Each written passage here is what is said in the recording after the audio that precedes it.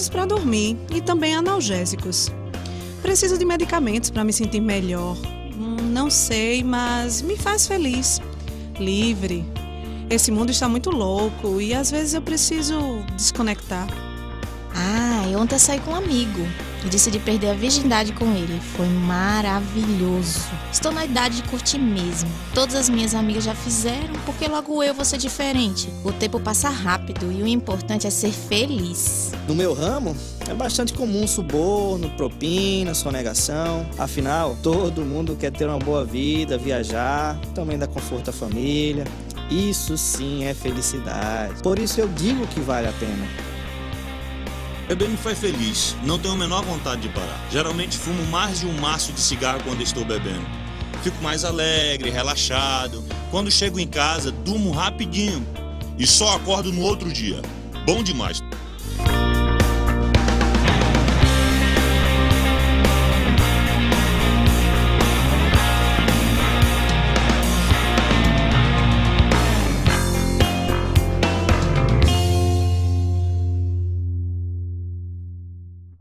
Estamos concluindo hoje a série sobre os 8 hábitos das pessoas altamente felizes, na série Louca Alegria.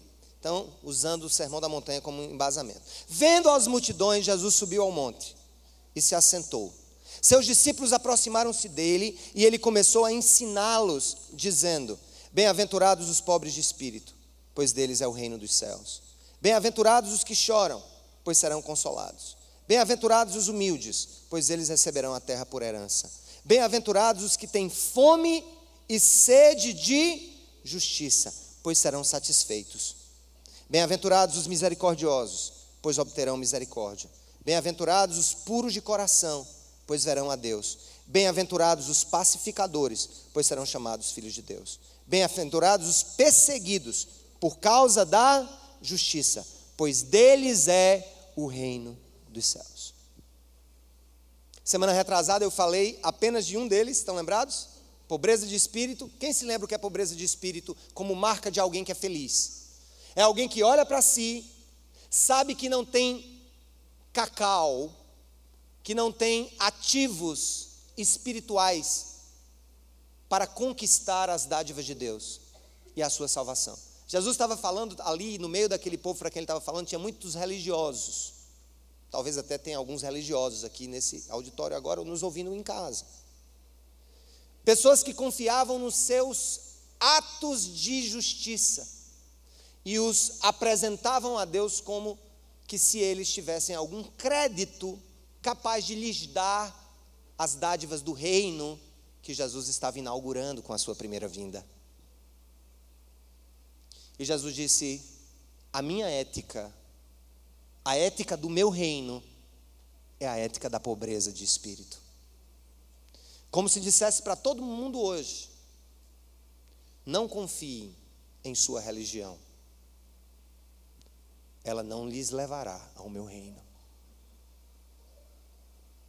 É interessante como nós transformamos o Sermão da Montanha no ABC do investimento ético que nós podemos fazer, como se a gente dissesse: poxa, eu vou cumprir tudo isso, vou ser feliz e vou herdar o reino. Jesus quis mostrar aqui a sua graça, porque não tem uma pessoa nessa sala, nem eu, nem ninguém, capaz de viver plenamente a dinâmica que ele mostra aqui nas suas bem-aventuranças. Ele fala de misericórdia. Ele fala de misericórdia. Misericórdia, eu vou já falar sobre isso, é uma temática importantíssima na nossa vida. Misericórdia é encolher a mão quando o outro merece dano. Misericórdia é não dar ao outro o castigo que ele merece. A gente vai ver daqui a pouco isso. Nem sempre é fácil exercer isso. Jesus está querendo dizer para aquele povo todinho ali o seguinte: chega de preceitos. Ou vocês experimentam uma relação comigo, não com a religião, comigo, porque dessa relação comigo fluirão rios de águas vivas, e estes Estas realidades de pobreza espiritual, misericórdia, pureza de coração, tudo isso vai surgir como consequência da água da vida passando dentro da minha vida. A louca alegria, vou repetir, já disse isso há 15 dias. A louca alegria não é prêmio, é presente. Diga, a alegria de Deus não é um prêmio que eu ganho, é um presente que eu recebo. Amém, gente? Então recebamos essa alegria a partir dessa relação com o Deus da graça e da alegria. Falamos de 8 marcas, hoje eu vou encerrar as últimas 4, mas a primeira é que Jesus mostra que a felicidade, a verdadeira felicidade, ela decorre de corações que são pobres. Segundo, o que é que ele diz? Decorre de corações que choram, que são quebrantados, reconhecem os seus erros, e só o Espírito Santo agindo em nós para que sejamos realmente arrependidos das nossas mazelas, não com remorso das nossas mazelas, mas arrependidos das nossas mazelas. Por isso que ele diz, bem-aventurado o que chora, porque será consolado. Esse é o choro de alguém que se quebranta aos pés de Deus em várias situações. Primeiro, por seus próprios erros e pecados em confissão, mas também por não ver a vontade de Deus se cumprindo na face da terra, e eles choram por causa disso. O terceiro sinal de pessoas felizes são aquelas que são humildes. Os humildes são aqueles que confiam tanto na graça e no poder de Deus, que entregam para Ele a solução daquilo que outros alcançariam por violência, por imposição. A gente está vivendo agora o problema do ISIS, e está todo mundo perplexo, e eu não estou querendo justificar o que o Estado Islâmico está fazendo, é barbárie. Mas a igreja cristã fez a mesma coisa na Idade Média. Matou quem pensava diferente. Vocês sabiam que Lutero, o reformador, na Alemanha, houve a morte de muitos anabatistas, que são os cristãos dos quais os batistas surgiram, porque eles não batizavam criança e estavam rebatizando adultos. Se a Cidade Viva tivesse na época da própria reforma, a própria igreja luterana teria matado Sérgio Queiroz.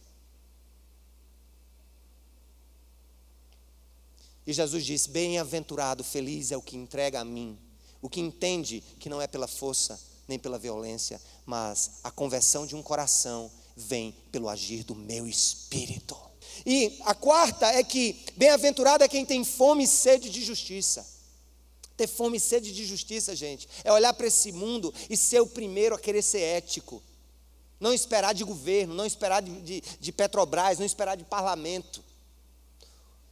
Digo uma coisa para vocês, a mudança do Brasil começa na nossa casa, não é em Brasília. Brasília é a caixa de ressonância do brasileiro. Quem está lá não é australiano, nem inglês, quem está lá não é europeu. Cada um daqueles homens e mulheres que se assentam naquelas cadeiras nas duas casas são brasileiros como eu e você, com o mesmo DNA, com as mesmas heranças, de querer levar vantagem em tudo.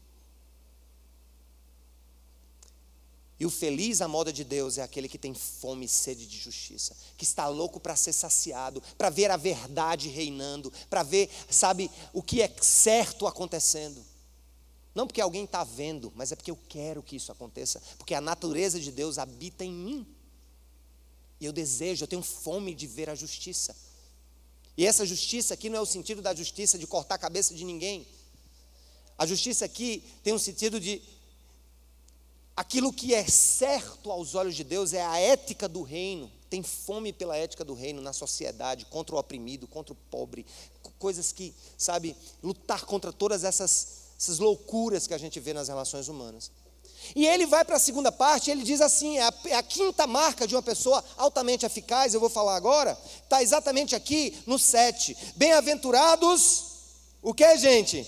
Os misericordiosos, pois obterão o quê? Misericórdia.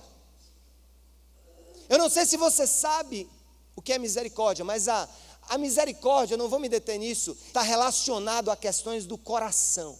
É sentir no coração, de tal maneira, ter dó do outro.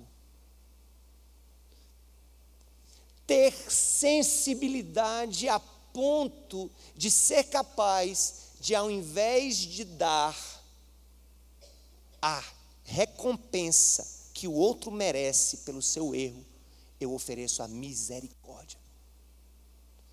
O conceito teológico de misericórdia é não dar a alguém o castigo que merece. Isso é misericórdia. Uma mulher exercita misericórdia quando sabendo do adultério do seu marido, diante do seu arrependimento, ela não transforma aquilo, ela não eterniza aquele sentimento na sua vida até a morte. Ela exerce misericórdia. Mas tem um detalhe: só quem exerce a misericórdia desse tipo é quem tem o Espírito. A misericórdia é uma marca de Jesus e deve ser uma marca da igreja. É interessante.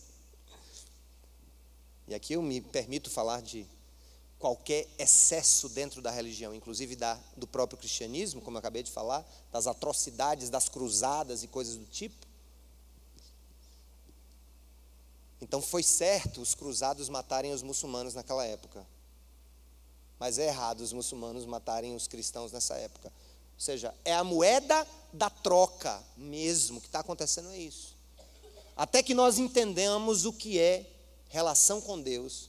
Porque quem se relaciona com Deus e não com a religião, esse se livra de muitos riscos. Mas os muçulmanos costumam chamar lá de o misericordioso. Como? Como que Alá pode ser o misericordioso? Quem assistiu ontem na Globo News um documentário sobre o ISIS? Infelizmente, parece que só eu aqui. Não avisaram com muita antecedência um documentário profundo, perfeito, dentro da compreensão do que é o barril de pólvora ali na Síria, no Iraque, no Irã. O cara se infiltrou dentro dos grupos, de todos eles, entendendo. É uma loucura, gente, é uma loucura. Eu já tinha ouvido de extremistas dizerem que terrorismo faz parte do Islã, mas eu nunca tinha visto de um pregador dentro de uma mesquita. O pregador dentro da mesquita, ontem eu ouvi ele dizendo: a nossa religião é do terror, porque nós queremos meter terror nesse mundo pecaminoso para que ele possa se render a Alá.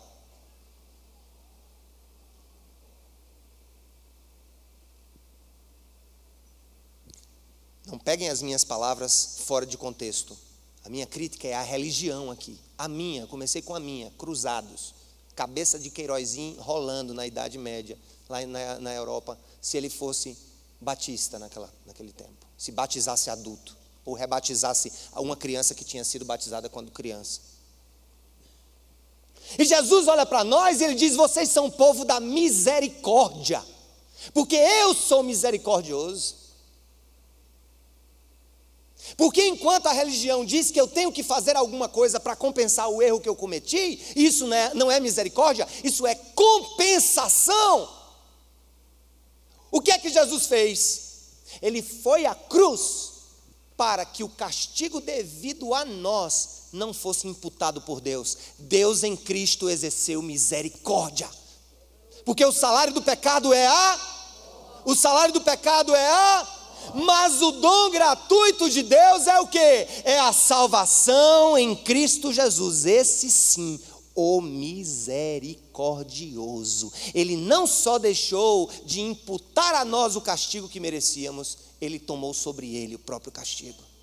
É como se um homem ali, imagina essa cena que você não vai ver, como se um extremista muçulmano, e eu vi uma cena que me deixou chocado, que eles estão tentando implantar a Sharia, que é a lógica jurídica do Alcorão. Ou seja, para eles o Estado de Direito, ele tem que ser uma teocracia, o Estado tem que ser uma teocracia regida pelo Alcorão. E o Alcorão diz que se alguém não for para a mesquita,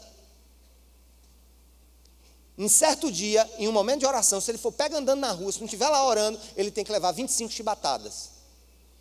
E os caras estão trazendo isso de volta.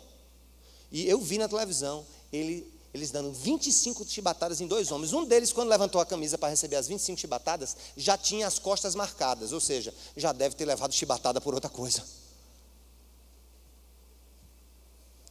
Sabe o que foi que Jesus fez? É como se ele pegasse a chibata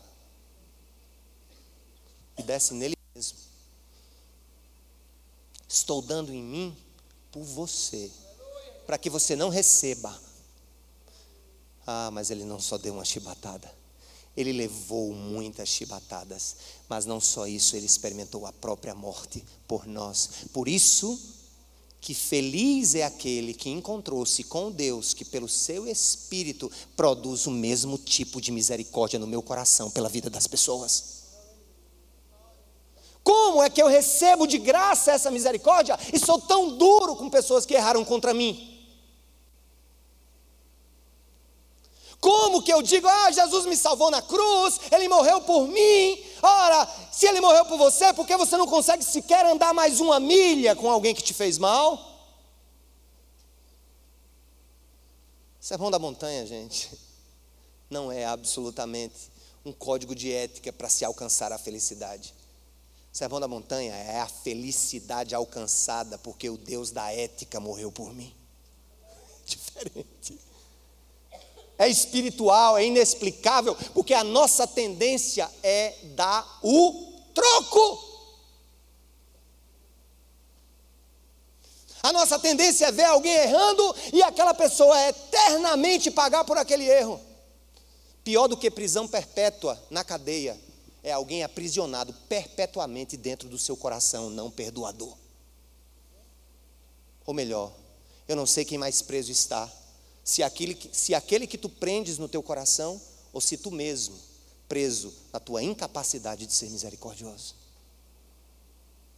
E aqui Deus nos chama a isso. Quem não perdoa não é feliz.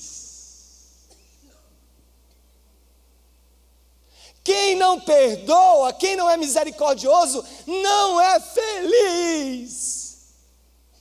Eu vou dizer uma coisa, ou essas mensagens funcionam, e aqui eu estou sendo pragmático em um sentido puro da palavra, não no sentido do pragmatismo em que os fins justificam os meios, mas isso que eu estou pregando aqui tem que produzir mudança aqui nesse auditório hoje. Hoje você tem que chegar, você tem que decidir sair daqui agora. Eu vou perdoar meu pai, porque Jesus me perdoou. Eu vou perdoar minha mãe, eu vou perdoar meu irmão, eu vou perdoar meu primo, eu vou perdoar aquele sócio que me levou à bancarrota. Eu vou sim, ele não merece. Alguns podem dizer, quem disse que você merece a misericórdia de Deus? A misericórdia é nada mais, nada menos que a extensão de algo que Deus fez em você e que de você passa para o outro. Eu tenho tentado exercer a misericórdia. Gente, já vivemos tanta coisa aqui. Eu conheci um colega. Ele era missionário de uma igreja americana. Ele veio para o Brasil. Ele não chegou a ser pastor, ele era um missionário. Ele não liderava a igreja. E no Brasil, ele casou-se com uma brasileira. E a mulher descobriu que ele tinha tendências profundamente pornográficas na internet. Um mal que assola em cada pelo menos 5 homens dentro desse auditório, pelas estatísticas. E ele foi descoberto, foi tratado, a igreja no Brasil o tratou. Ele lutou muito contra isso como uma dependência mesmo. Nós vamos começar também, uma das coisas que o ano 0 da Cidade Viva vai começar, nós vamos tratar a pornografia como uma adicção. E vamos ter grupo terapêutico de apoio espiritual para quem quiser ajuda nessa área, homens ou mulheres. E depois desse cidadão ter sido pego novamente, a liderança da igreja veio para o Brasil, levou esse cara embora, tirou ele da igreja e para os padrões daquela denominação a qual ele pertencia, ele jamais poderá ser líder.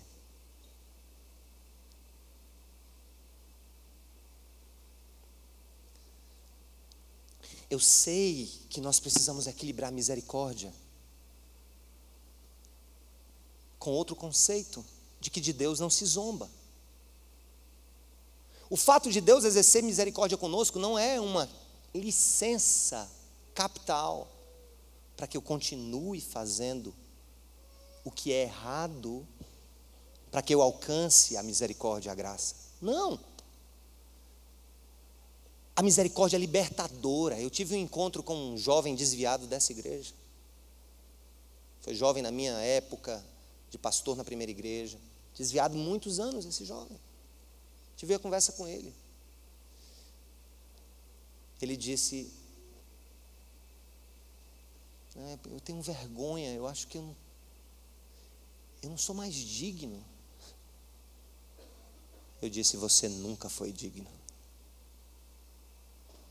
Mas eu disse uma coisa, gente, que foi muito importante para mim e para ele. Eu disse: olha, eu quero ver você brilhar de novo, porque quem está aqui não é o seu inquisidor, quem está aqui é seu irmão que experimentou a misericórdia e quer que você experimente novamente essa misericórdia e seja reconstruído para a glória de Deus. Eu quero dizer para você, o Senhor te perdoa nessa manhã. Se realmente há arrependimento no seu coração, Ele te perdoa nessa manhã. E Jesus disse que a felicidade está na misericórdia. Imagina quem não é misericordioso, gente. Tem uma definição bem interessante para guarda de mágoa no coração. É você amarrar o corpo do defunto nas suas costas, enquanto ele apodrece a sua vida toda. Você se vira, sente o cheiro dele. Você se lembra, sente o cheiro dele. Deus está te convidando, isso aqui tem que funcionar. Eu tenho dito ao Senhor: Senhor, se eu não tiver a plena convicção de que eu estou falando pelo Espírito Santo, de que o Espírito Santo está em ação no ano de 2015 nesse lugar, me tire desse lugar, porque eu creio que Deus está falando aqui e Deus quer libertar você de mágoas e te fazer experimentar a dádiva da misericórdia.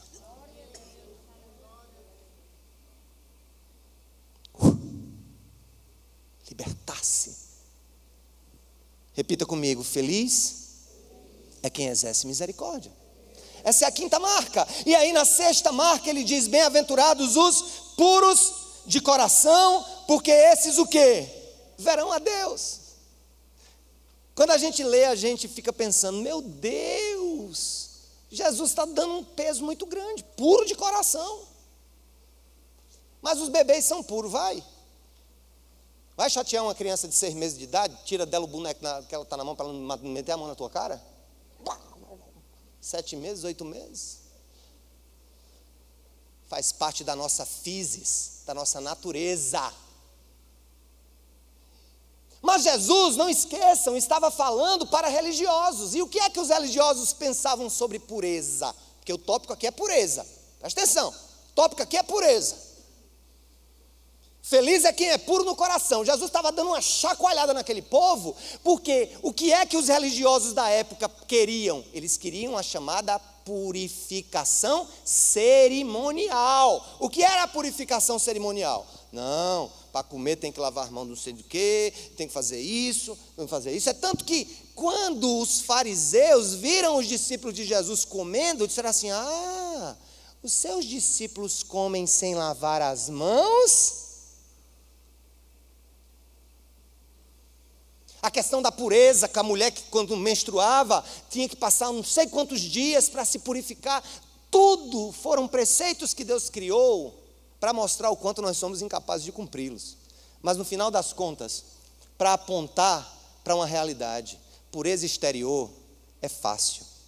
Pureza de coração, esse é o desafio. Vou dar um exemplo. Na igreja todo mundo é santo, meu irmão. Olha, 2 tipos de santo. Todo defunto é santo na hora do velório. E todo cristão na igreja levantando a mão é um santo. Não conheço. Você chora, chega a banhar seu rosto com lágrimas. Sei lá o que é que está acontecendo. Não, a pureza, eu tenho que ser pura, eu não posso usar esse tipo de coisa. Eu não posso usar esse tipo de coisa. O que vou falar aqui não tem nada de crítica A, B, C ou D, mas eu já vi casos escabrosos de muita irmãzinha de cabelo na cintura e saia no mocotó, entendeu? Que durante a semana era uma louca.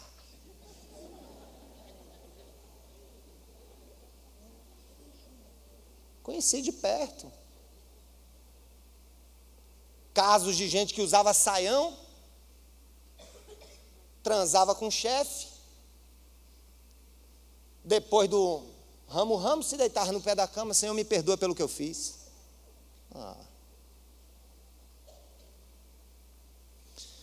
Nós, sem saber, queremos trazer para a igreja símbolos de pureza que no final das contas não tem nenhum efeito contra a nossa carne. A roupa que o cara veste. Ou seja,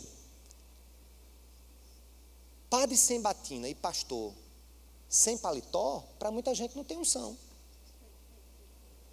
Fizeram até uma música, fala paletó, um cara chegou na igreja, estava sem paletó, né, e não deixaram ele pregar na igreja.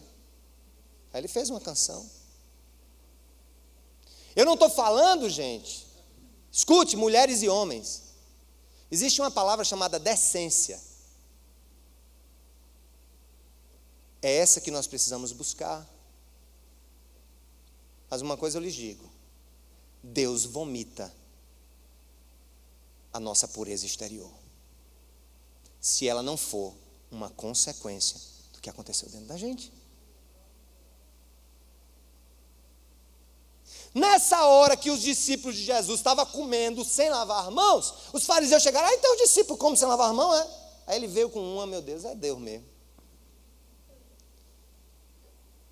O que contamina o homem. Só uma palavrinha, para você que tem medo de comer certas comidas, porque acha que vai ser contaminado. Pode ser contaminado se tiver salmonela. Não, eu não posso comer esse tipo de comida. Jesus deu o resultado para todo mundo. Foi o que ele disse. O que contamina o homem não é o que entra pela boca, é o que sai do coração. Porque a impureza mora ao lado esquerdo do peito. Aqui.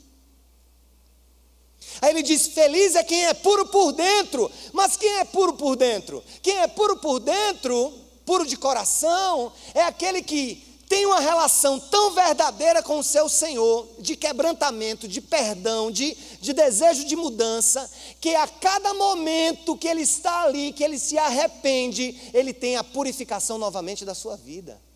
Deus não cansa de nos limpar. Deus não cansa de te limpar. Eu fui lá na fazenda essa semana, a gente está fazendo, tem 4 canteiros de obra lá na nossa terra.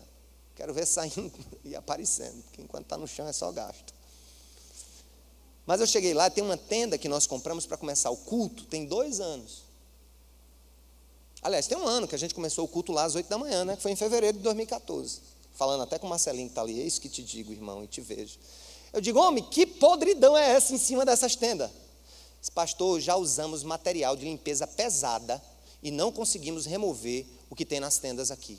Pretas de, eu não sei, de fuligem, ou misturou com as construções. Aí eu disse, quer dizer que não tem jeito não.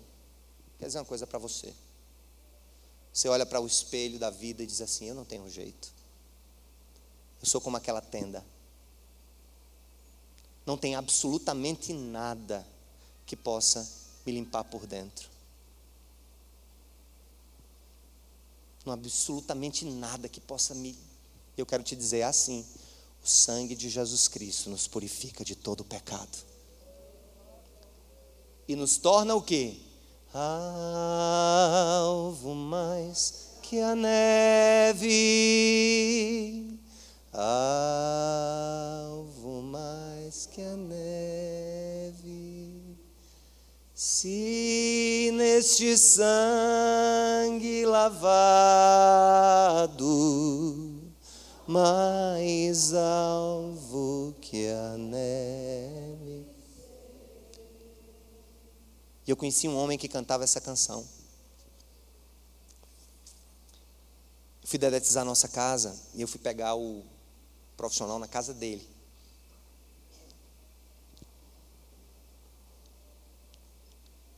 Fazia um ano que não dedetizávamos. E eu coloquei no meu coração, eu vou evangelizar esse cara. Da hora que eu pegar ele em casa, passando pelo trabalho, tá, eu comecei logo com assuntos. Que praga nós vamos matar? Eu não entendi. Não, vamos plantar aqui, tem um K, não sei o que, BG, gato, tá, que explode, uma bolha que explode, mata o cupim, depois explode, mata o escorpião. Eu digo, rapaz, os venenos bons atualmente, né? Ele disse, os venenos agora estão tudo controlados por engenheiros químicos. Tem certos venenos que não vendem para todo mundo, para a gente ter controle, eu uso máximos, que beleza. Me diga uma coisa, tem algum veneno para matar a praga do coração? Para matar esse bicho que mora aqui dentro, que nos faz pecar, que nos faz ser duros, que nos faz ser céticos, tem algum bichinho para matar aqui? Ele olhou para mim, não. Aí eu peguei e comecei uma conversa, tentando evangelizar. Estou falando dessa história da pureza de dentro. Na volta ele abriu o coração para mim. Ele disse, não me fale mais nada não. Eu disse, por quê? Sou filho de pastor.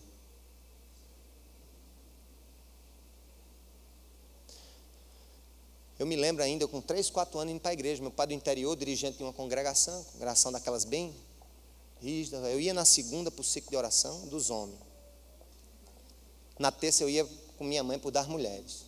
Na quarta era culto de doutrina. Na quinta tinha o culto de libertação. Na sexta a gente fazia visitação nas casas. No sábado era o dia de fazer a feira e domingo de manhã, de tarde, de noite na igreja. E eu criei um verdadeiro abuso. Por quê? Porque eu não podia nem falar como criança. Não podia fazer nada, que eu tinha que ficar lá arrumadinho. No culto de oração eu tinha que ficar orando 3 horas, mas só Deus sabe que eu não estava orando.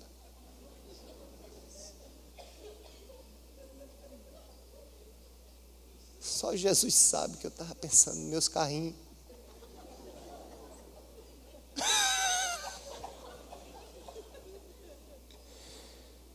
Qualquer semelhança com a sua história de igreja é mera coincidência.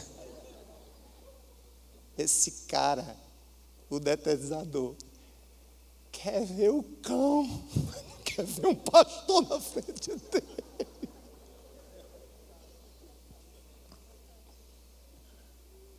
Aí eu comecei a exercer misericórdia. Comecei a conversar. Aí eu perguntei, quem é Jesus para você? O que significa ser cristão? Não, cristão é não ouvir música do mundo. Acho que, meu Deus, então eu não sou não. Comecei a ter medo. Não, tem que usar essa roupa tal, na igreja toda hora. Digo, poxa. Filho de pastor, viveu na igreja, mas nunca aprendeu o que é pureza de coração, porque foi cobrado a vida toda para ser cerimonialmente puro.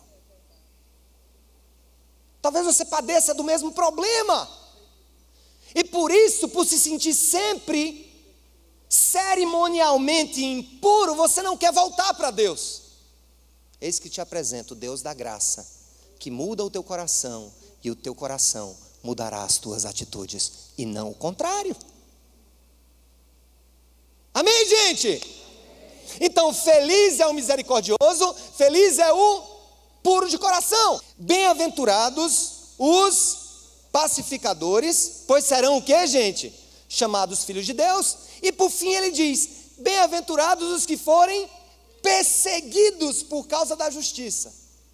Depois você vai entender que Jesus deixou o perseguido, sabe por quê? Porque na realidade ele diz, feliz é aquele que for mal compreendido e perseguido por querer a felicidade que eu expus até agora. Pacificador, pacificador, pacificador. Igreja, pacificação. Igreja, paz. Cristão é se meter, não é para jogar brasa na fogueira, não, é para ir lá e apagar fogo. Nós somos chamados para ser bombeiros espirituais na face da terra. Sabe por quê? Porque Jesus é o pacificador por excelência. São Paulo diz que por natureza nós somos o quê? Inimigos de Deus.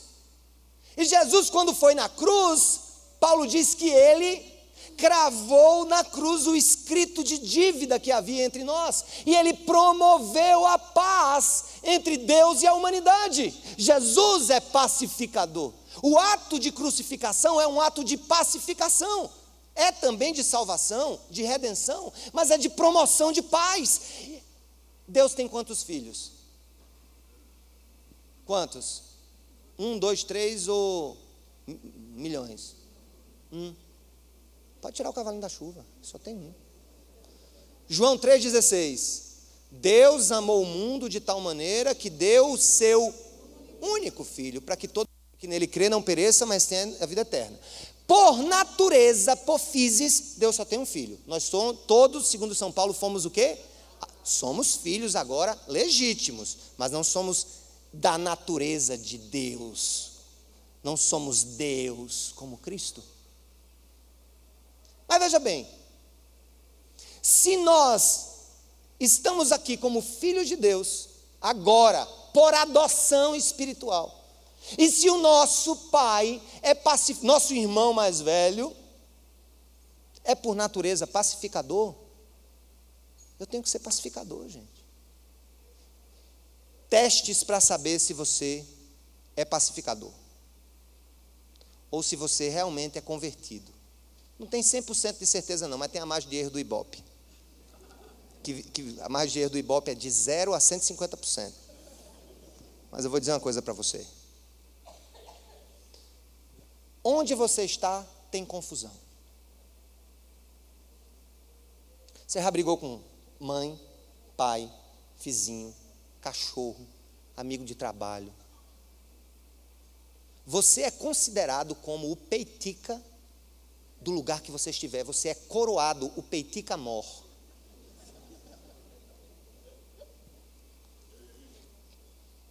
Você vê uma confusão. Tem um amigo que está com raiva do outro. É isso mesmo.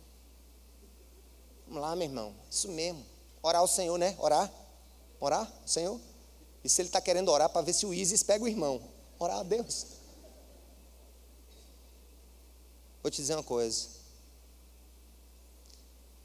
Semana passada, um líder da igreja mandou um WhatsApp para mim.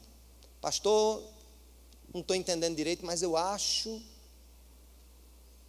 Fulano de tal não me chamou para isso, não me chamou para aquilo, tal, falando com outro líder. Eu não sei, né? O que é que você acha? Eu não acho nada. Pergunta a ele. Pergunte primeiro a ele o que é, porque talvez não seja nada mesmo. Só a sua cabeça. Eu agi como o quê? Pacificador. O pacificador tem uma qualidade, ele nunca emprenha pelos ouvidos, nunca engravida. Um vem falar do outro, os tolos, como às vezes nós somos. Né, rapaz? Coisa horrível, né, rapaz? Me alio a você, não ouviu nem o que o outro está dizendo, você não sabe nem o que o outro está dizendo. Gente, seja instrumento de paz onde você estiver, de convergência, de amizade, de perdão, de misericórdia. Ele disse, de todas as bem-aventuranças, uma diz que se você for isso, herdará o reino, outra será consolado, outra será farto. A única que Deus nos equipara e que nos dá o status de filhos de Deus, qual é? Bem-aventurados os pacificadores, porque serão chamados o quê? Filhos de Deus, porque Jesus é o pacificador entre Deus e a humanidade e aquele que vem para pacificar as pessoas. Se eu sou pacificador, então eu acho como deixa eu contar uma história para vocês, vou até me sentar. Eu sempre tive sonho, eu estou no serviço público desde 1993, ocupei 3 cargos diferentes, um no judiciário e os outros 2, como fiscal e agora como membro da AGU. E eu sempre quis, depois que eu me converti, começar alguma coisa na repartição com os colegas, mas como eu era fiscal, o fiscal não tem horários muito... Uns chegam mais cedo, outros estão em uma diligência. Até que surgiu a oportunidade de entrar na procuradoria, e quando eu vim removido de Pernambuco, aliás, da Bahia para Pernambuco, enfim, eu passei a ter meu próprio gabinete, e lá eu pensei em começar uma reunião, meia hora antes do horário. Como eu era novato na repartição, eu fui procurar saber quem tinha a mesma disposição que eu, que queria, tal. Conheci algumas pessoas que eu sabia que gostavam, participavam de um ciclo de oração, e eu chamei um certo rapaz. Se vocês, não, a minha vida é do Senhor, amém, aleluia. Estava orando por esse negócio acontecer, faz 10 anos, graças a Deus, parece que ele estava olhando para o Messias. Chegou, enfim, a graça de Deus se estabelece sobre a terra. Eu digo, então vamos fazer o seguinte, eu não conheço ninguém aqui, isso foi no primeiro mês, vou pegar o violão, terça-feira que vem, 7h30 da manhã, a gente faz das 7h30 às 8h, só, não atrapalha o expediente, para ninguém estar falando besteira, 7h30 às 8h. Você convida, eu levo o violão, trago a palavra e você ora. Cheguei na terça-feira, 7h20, só eu e o gabinete, 7h40, só eu e o gabinete, e 7h45, enfim, só eu e o gabinete. 7h50, o amado das nossas almas chegou lá, chegou. Me diga uma coisa, você não chamou ninguém, não? Não, eu chamei todo mundo. Eu acho que o povo não lhe conhece direito, tem medo assim, mas não me chame, aqui a gente é tudo igual, vamos. Aí passou por menos. Outra semana, ele não veio, e não apareceu ninguém, e fiquei eu e o violão, 7h30 às 8h, um bom começo, né? Mas a oração não estava chegando, porque a Bíblia diz que tem que ter 2 ou 3. Terceira semana ele veio. Aí eu olhei para ele e disse, meu irmão, você está convidando o pessoal para vir? Olha, de 2 uma. Ou esse povo me odeia, ou odeia Jesus, porque a gente aqui tomando um cafezinho, meia horinha, 15 minutinhos que seja. Ah, não sei o que está acontecendo, não. Fui passando o tempo, cancelei o culto de oração, que ninguém vinha. Conheci um outro irmão lá dentro. Disse, meu amigo, eu comecei um negócio aqui, tal, e chamei todo mundo. Ninguém apareceu. Eu disse, não, o problema é que você escolheu a pessoa errada para chamar todo mundo. Ninguém suporta essa figura aqui dentro. Ele é o CC da Procuradoria. Sabe o que é CC? Não é o que você está pensando. É o crente cruzeta. Ninguém suporta, ele já fez confusão com todo mundo, ele já brigou até com o computador. Fornecedor não o suporta, os amigos não suportam. Já tentaram remover ele daqui para a China, não tinha, a companhia não quis levar.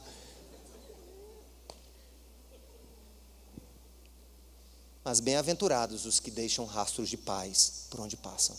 Quer no trabalho, quer na família, quer na vizinhança, quer na sua própria rua. Seja promotor da paz. E finalmente, se prepare. Porque se você viver esses 7 virtudes,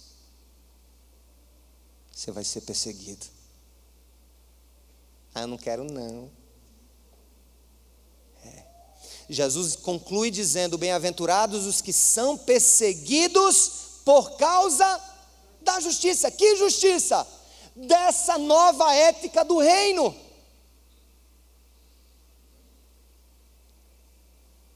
Mas não se preocupem, ele disse, fizeram assim com os profetas que vieram antes de vocês, mataram todos.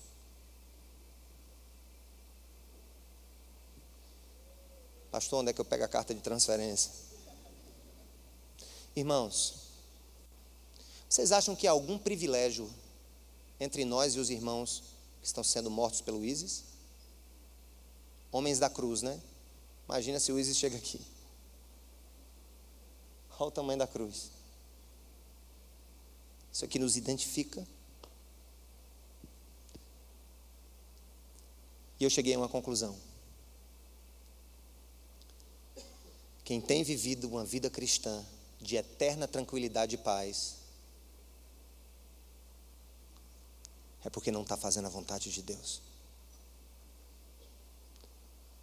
Quem tem vivido a vida cristã de tranquilidades e prazeres, conveniências, não está fazendo a vontade de Deus. Não estou dizendo que toda hora tem pau no nosso lombo, mas sempre tem, quando se faz a vontade de Deus. E Jesus ainda disse, alegrai-vos, porque grande será o vosso galardão. Essa alegria é louca. Ela é sem sentido porque ela é contracultural. Ela é nadar contra a corrente e contra a maré. Deus está dizendo para mim, eu tenho 8 marcas para pessoas altamente felizes. Primeiro, são pobres de espírito, não confiam em si mesmas, no que se refere ao quesito espiritualidade. Segundo, choram pelos seus pecados, são quebrantados. Terceiro, são humildes, não fazem pela força aquilo que só o Espírito pode fazer. Quarto, tem fome, deseja ver a justiça em sua nação, em sua família, na terra. Quinto, são misericordiosos, não dão o castigo merecido ao outro por amor ao outro, dando a ele sempre uma nova chance. Sexto, tem pureza interior e não meramente pureza cerimonial, como aquela criança que nasceu na igreja e tem ódio de igreja, porque nunca entendeu o que é ser puro de coração. Feliz é aquele que pacifica, que é uma voz que joga a água da vida sobre o fogo da contenda. E esse também é perseguido. E deles é o reino. Não sei o que é que vai acontecer com o Brasil daqui a anos. Eu não sei. Eu só sei de uma coisa. Nós precisamos crescer mais.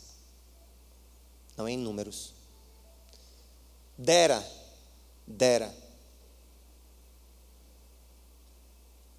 que todas as pessoas aqui que estão me ouvindo sejam mais que simples ocupantes de espaço, mas vidas que no trabalho, no gabinete, no consultório, na repartição, na rua, no ônibus, na família, com o marido, com os filhos, vivem a beleza de uma nova vida em Cristo. Amém, irmãos? Vocês creem que essa palavra é a verdade? De duas uma, ou essa palavra é a verdade, ou nós somos um bando de gente tola que podia estar na praia agora. Eu vivo esse paradoxo todo dia. Senhor,